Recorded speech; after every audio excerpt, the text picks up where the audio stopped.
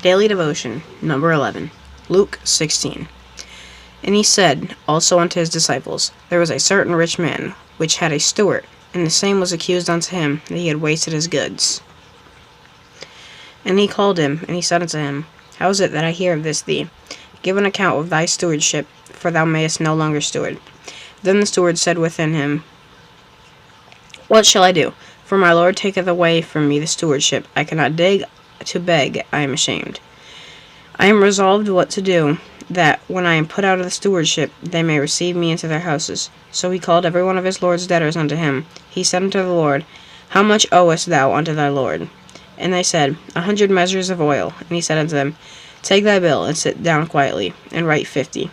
Then he said to another, How much owest thou? And he said, 100 measures of wheat. And he said unto him, Take the bill, and write 80. And the Lord commanded the unjust steward, because he had done wisely, for the children of this world are in the generation wiser than the children of light.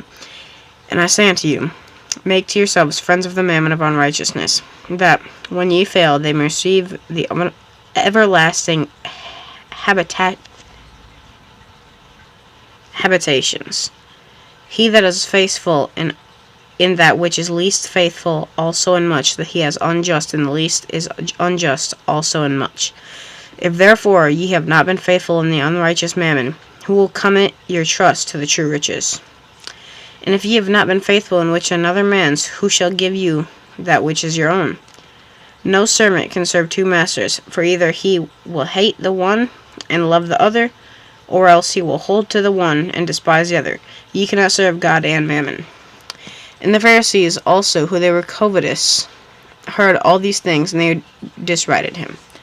And he said unto them, Ye are which justify yourselves before men, which God knoweth your hearts, for what is highly esteemed among men is an abomination in the sight of God. And the law of the prophets were until John, since the time of the kingdom is not preached, and every man presseth into it. And it is easier for heaven and earth to pass, which one title of the law to fail.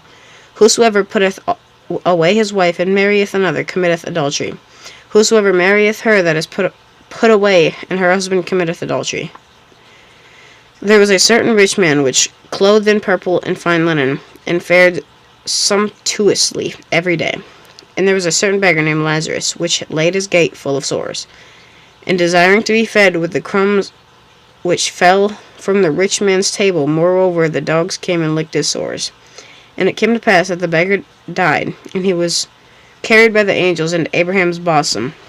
And the rich man also died and was buried. And in hell he lifted up his eyes, being in torments, and seeing Abraham afar off, and Lazarus in his bosom. And he cried and said, Father Abraham, have mercy on me, and send Lazarus, that he may dip his finger in the water, and cool my tongue, for I am tormented in this flame. But Abraham said, Son, remember that thou in thy lifetime receivest thou good things, and likewise Lazarus evil things. And now he is comforted, and thou art tormented.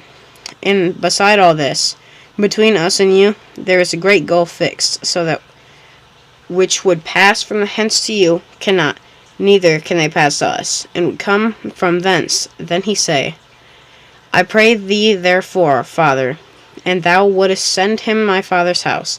And I have 5 brethren, and he may testify unto them, that he also come into the place of torment. Abraham saith unto him, They have Moses and the prophets, let them hear them. And he said, Nay, Father Abraham, but if one went unto them from the dead, they will repent. And he said unto him, He not hear Moses and the prophets, neither will they be persuaded, though one rose from the dead.